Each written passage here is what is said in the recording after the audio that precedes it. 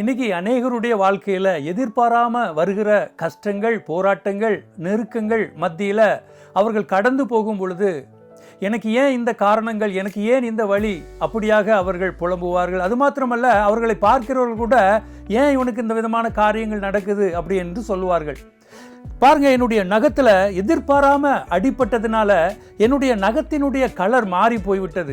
எனக்குள்ளாக ஒரு வேதனையை நான் உணர்ந்து கொண்டு இருக்கிறேன்.